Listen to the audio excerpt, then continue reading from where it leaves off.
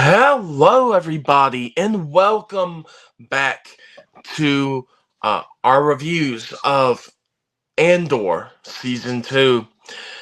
Today, we are talking about episodes 4-6, which, I tried to have this out a little earlier, but it works good that this is our first video of the May the 4th weekend.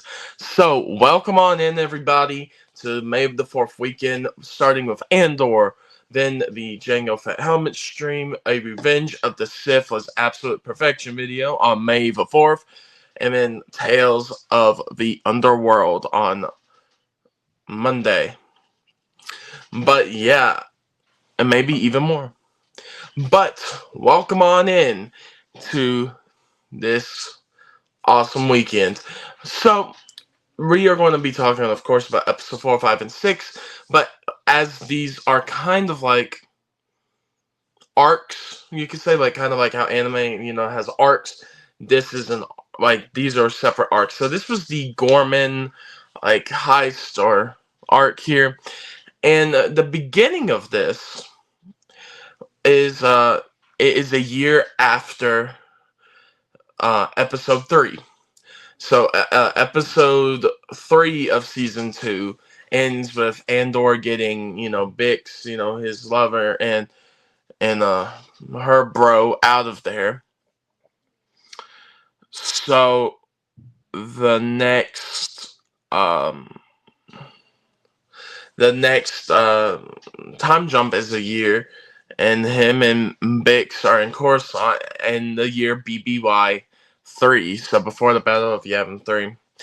And they're at Coruscant at a safe house that Luthen found for them, and it goes through the episode and through this, but we're gonna, and it's at the beginning as well. Bix is also having her nightmares about Dr. Gorst, which was the person that interrogated and tortured her in season 1, near the end of season 1. And then she had the scene in episode 3, of course, in season 2. So she's kind of been through the rougher here. And but the thing that happens at the beginning is they're just like it goes through Andor and her having conflict about one thing. Andor had to Andor and them and like Luthen to help them. They had to take out the person that was living there and like make it become their home. So they had to take someone out to have the place they are now, and she's kind of thinking about that and kind of regret like what is Cassian doing. And but also through all of this, there is basically the Andor arc gets him to where like Luthen then contacts him near the end of the episode and says, "Have you ever been to Gorman?" And it goes into, but that is where it sets up for the next episode where he says goodbye to Bix and then goes off to Gorman to see about Luthen's plans and see what they're going to lead into. But the whole thing with Gorman here is Cyril Karn gets contacted, and he's being spied on by the Gorman front because he got transferred to Gorman in the year after the end of episode 3. So he is working there as like the head of statistics, or no, the head of strategy, and they are spying. The Gorman front is spying on him to see if they think he would be like a good one to the betray the Empire, because they hear talking about how the Empire's propaganda and how things are a little bad, and they're like, oh, he would be the right one. But as we uncover throughout episode 4 and 5 and stuff, this is like he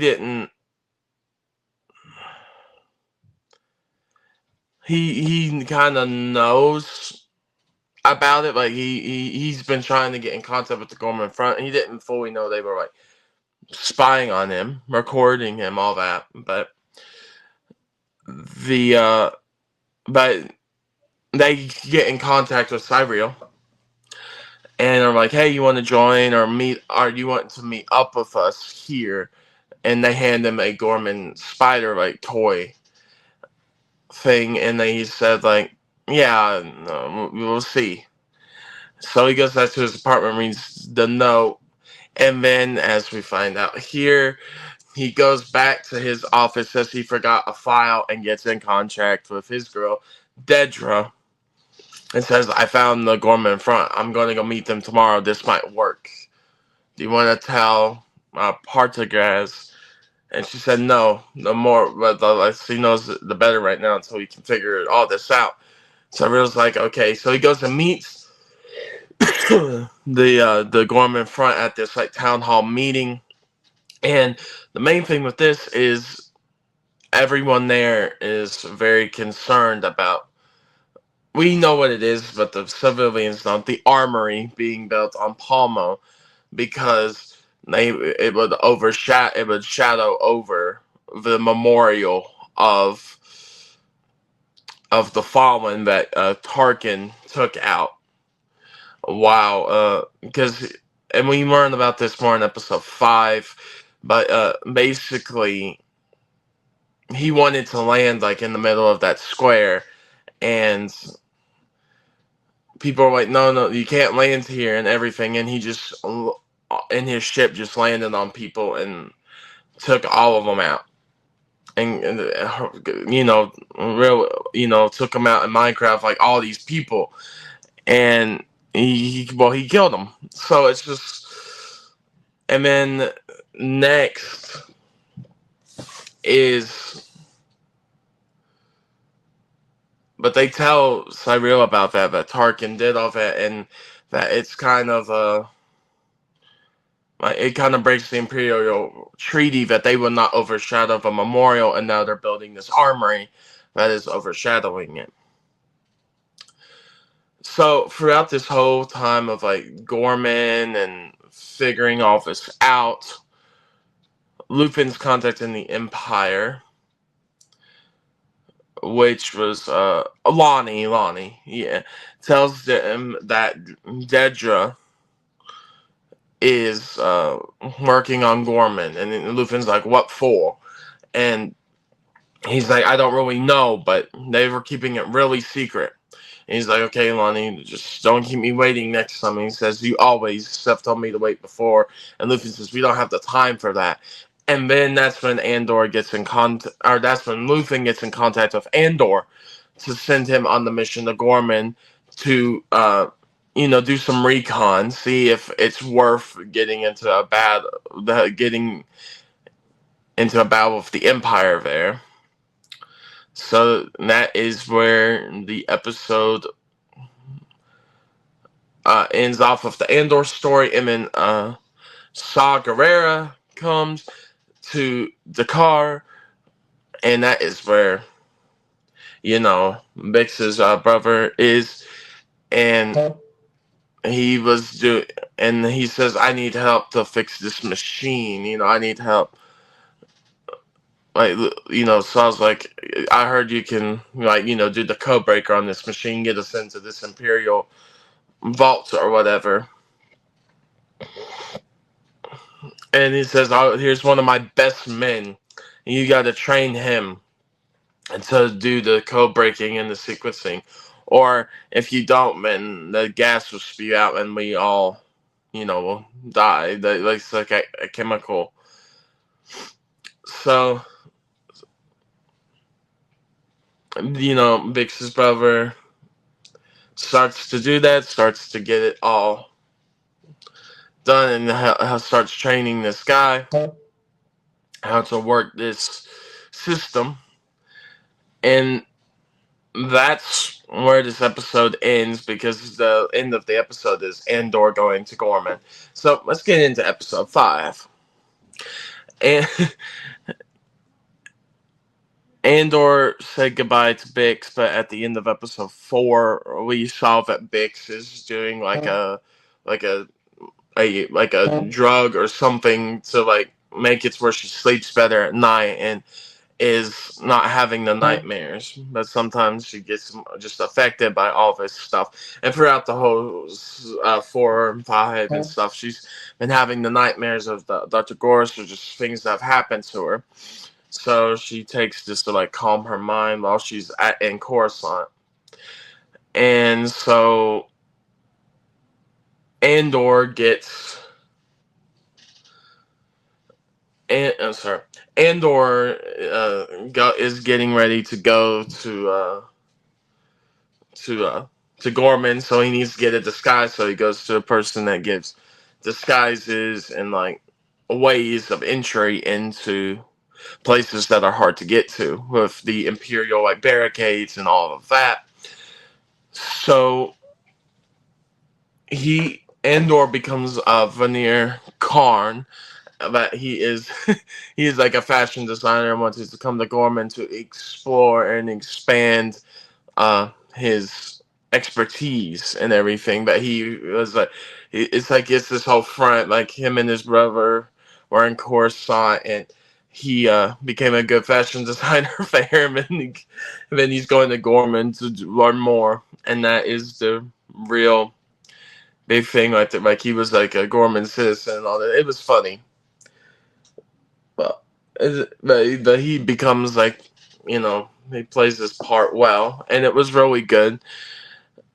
But during this, like while he's getting ready to leave, Luthen goes to visit Bix while Andor's on his way to Gorman, and he's like, "You need to be, you know, I need you healthy and strong for what comes next." And because he sees that Bix is taking that vial of stuff, and she's like, "It just helps me sleep," and he says, "It will help for a bit, but then if you get off of it, it makes the nightmares even worse." And she says, "Well, you want me healthy, right?" And he's like, "Yeah." So and then he was going to ask her to go on a job, but he just left because he knew that he didn't want to do it then. So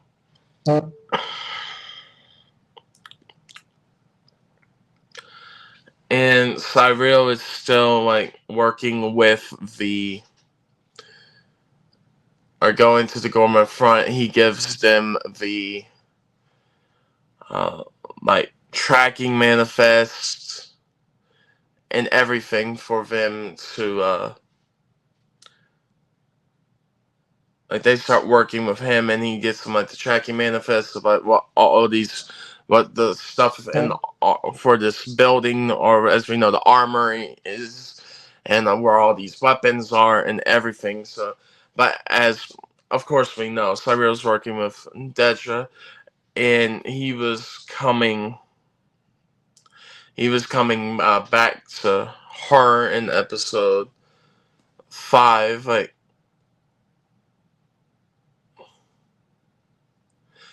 But while like this is kind of going on, the Empire suspects there was a breach in security, and and they found out that Cyril was being wiretapped.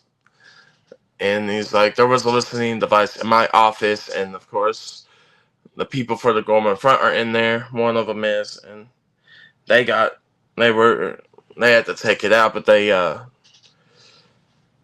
were watching Cyril, and then so yeah, he goes back to Dedra and he rats them all out. Like he says, like they're planning to do this. We need to make Dedra and Cyrilla. We need to give them the cover of winning, the cover that they can actually take this equipment. They can actually do all this. We need to give and then crush them harder after. It gives them the feeling that they have won or done something when they really haven't. And so yeah, but while this is all going on, Andor is there speaking with, like, he goes to this hotel and learns the story of what Tarkin did from one of the hotel employees. He's like, thank you for talking to me. Thank you for telling me all this, honey. And and then the dude smiles and says, "You're welcome, sir." And but he says Veneer Khan, and then he goes to meet the Gorman front. And while he's at a cafe, before he's going to meet them, uh, I don't I believe it was her name was like Elna or something, but she comes up and to Andor and says, "Are you like Veneer Khan?" And he says, "You really need to work on your recon because you just came out of the blue, kind of rushed this, not knowing who I was, who I am. I am the right person, but you rushed in here. I could have been a spy. I could have been anybody. You don't know who I am, and also get the men you have following me off of me because you're causing a lot of suspicion." And and then he goes and meets them the next day at the throwery where they're making the spiders like webs and stuff into clothes and all that. And he's like, "You guys just need to be more patient. You gotta make sure you're not getting into this." And he gives them you need to make sure you know what you're getting into, and gives them a radio transponder. And it's like it's one of a kind.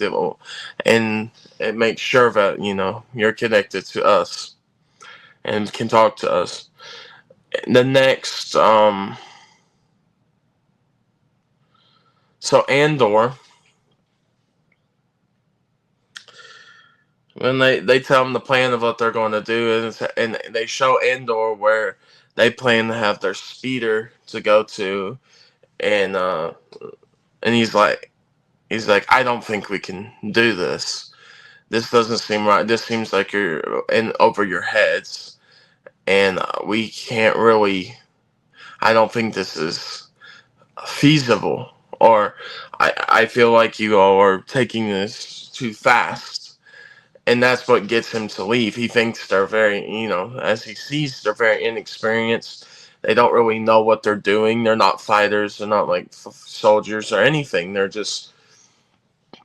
They want to do stuff, but they're kind of also, they're kind of incompetent in his eyes. He feels like if they got involved, it would make things a lot worse. And Luthen's like, well, maybe they want to join the fight. They want to join our cause. They want to be here. And he's like, but this feels wrong. They are not fighters. I don't think they could do it. And Luthen's like, well, sometimes you need to start a fight to like win the war. He's like, but even if starting the fight means the whole place burns, and he's saying, and then Luthen's like, then it will burn with like glory. So it's basically saying that Luthen will do anything for the rebellion and for the cause, even if it means destroying Gorman, as we know is probably going to happen because of the because of also what the Empire wants with it, Project Gorman, which is to mine material for the reactor core for the Death Star. But here's the final part. And then Andor goes back to Bix, sees that she's okay. And then she's cleaned up the place while he was gone. And then the ending, and then she sees that he's back from Gorman. He said, nothing really happened, no fights, no nothing. It was kind of a different experience than what I'm used to. And they're just glad to be back with each other. But Wilmore, which was Bix's bro, he was helping that guy do the like code cracking on Saw Gerrera, and then the dude's like, "Well, yeah, I believe I can do it. I have all the combinations, but can you please just tell me which station we're doing?" And Saw Gerrera fed him some stuff that wasn't like fully true, because in the next scene with them, he's like, "Do you think Plinto, do you think you can like do everything that Will has taught you?" He's like, "Yes, I think I can do everything." Or Wilmore's like, "Yeah, I think he can do everything." Then pulls a gun out, and Wilmore says, "Are you sure? Or do you think, or you know?" He's like, "Neither, I don't." And then he shoots Plinto and says he was an Imperial spy. He was transmitting where they wanted to go and everything to the Empire. So he shoots Plinto, and that's where the episode ends. It was right there, which was, or no. Even the episode, no, sorry, the episode ends when Will and Saw use the machine to break into this Imperial base and get their stuff, get the Rhoda, which was I get this jug, and Saw like breaks it and makes it leak out. And he says, "We're all kind of crazy here, boy." And like then Will starts to take the gas and kind of goes into like this, like, kind of like drug fuel, like crazy state. It's kind of interesting. But then that was where the episode 5 ends. And then episode 6 is kind of really easy to go over. Just for the time, all you need to know here is episode 6 was the like what a festive evening, but Lufin as Skolden, which was the father of the groom of to Mon Mothma's daughter, the groom, which his son, but Skolden was like, one of the pieces here is fake. I feel like something here is a forgery or fake, and we need to get everything in our like artifact room re-examined from like Lufin, and so. And of course, the one artifact he thinks is a forgery and it's not real, everything, is the one that has a listening device on it to listen to everything in that room. So they have to go in and take out the listening device. Lufin and Kari have to go in and take that out.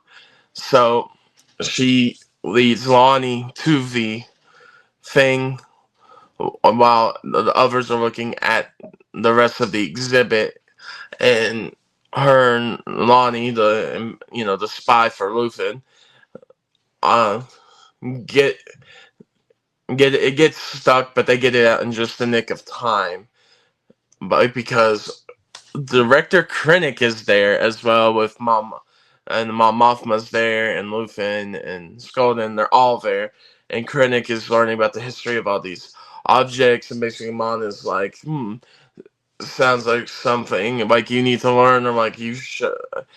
I can't believe you're still like you're walking free and all this. And he's like chuckling at her and saying, "I think some people just don't understand, or maybe people are not as innocent as they all seem, and all this." So he's just being Krennic, kind of a dick. So, but the Andor. And that was the main part with Lufin and Kari, was they had to get their listening device back, but also Cyril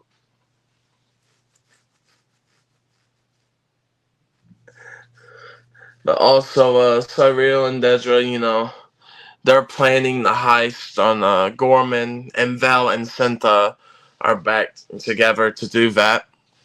And so that they get all of the Gorman front to listen to them like, "Hey, you need to follow our plan or none of this is going to go right." So on the night of the heist, everything's good. They're placing the charges, but Cyril is watching them place everything, saying like, "Hey," because this is what they want. They want them to steal this cargo. I want them to do all this, and then they can perform an attack on the Gorman front and go after them, fully take all of them out.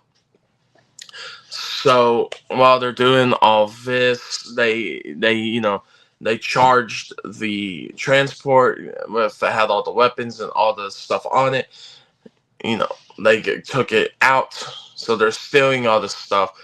And one of the people from the town hall segment, one of the ones that was like, they're building an armory up there, what they're doing. And the government front's like, I don't know if they are. Like the leaders, like, I don't know if they are. But of course, for this time, they've learned that they are. And then the guy comes back. He's like, "What are you all doing out here? This is weird." And then, like, one of the young boys on the crew pulls out his gun and says, "I wouldn't go in there if I were you." And they have a struggle. He's like, that better be fake, boy. Better be a fake blaster. It better be a toy. And if it's not, then something really bad is going to happen." And during the struggle, a blaster bolt gets shot off and shoots Cinta. So Val is overwhelmed and upset and everything, and he's on the way back. The dude's crying that he shot Cinta, and she's like, "Are you crying? You'll never let this down the rest of your life. She was a good person and everything, and you'll have your whole life to make up for this." Basically calling him a wimp and an idiot. Why did she have to go because of someone like you? Or just a wimp. So, and that was the Gorman storyline. Cinta is now gone out of the story. She did fully pass, which honestly, I think Star Wars did need a moment like that, because there are times now where the characters really don't end up going or passing away, but this was an actual one that was shocking. You didn't expect it to happen. You kind of felt like it was just, you didn't know what to think about it, but no, Cinta is fully gone. This is a real character death, and that they did it was really shocking, but it was also a really good twist, a really good moment. And because also Episode 6 marks the halfway point, so stuff did have to go kind of. We did have to see things go a little more crazy, but the heist on the Gorman front side is successful, and Cyril is he heard the shot and he's like, "Oh, I don't." He's kind of freaked out about it. He didn't know.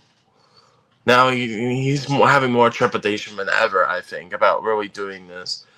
But the Empire knows that everything basically went off without a hitch, that there was a shot fired, and then they send in an Imperial response team. But of course, the Gorman front gets away, and that's when Val gives the speech about Cinta to that guy, calling him a wimp and stuff.